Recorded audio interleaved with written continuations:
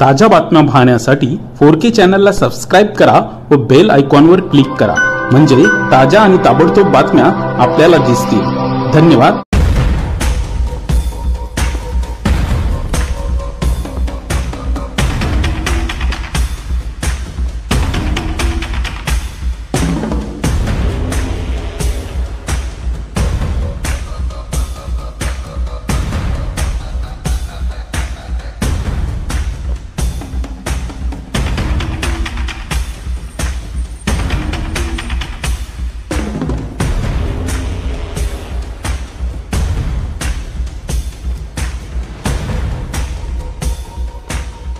नमस्कार, मी गौरव जागीरदार आणि आपण पाहत आहात 4K डिजिटल न्यूज।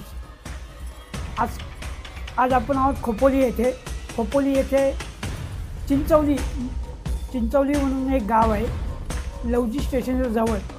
तिथे एक नवीन रेसिडेन्सी कॉलेज आली आहे।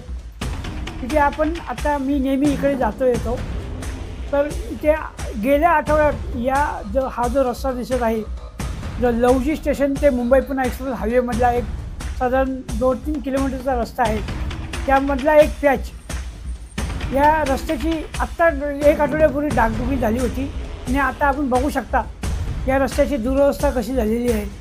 म्हणजे हे कॉन्ट्रॅक्टर लोक कोणतं मटेरियल वापरतात, काय वापरतात की 1 आठवड्यात त्यांची रस्ता खराब, आता डागडुगीला रस्ता खराब होतो। याबद्दल खोपोली नगरपालिकेचे लक्ष नाही का? कसे कशा लोकांना कामं देतात हे लोक की जे 1 आठवडा पण रस्ता टिकत नाही। आपण बघू शकता हे रस्त्याची काय हालत झालेली आहे आणि याच्यावर येणाऱ्या जाणाऱ्या लोकांना किती त्रास होतात।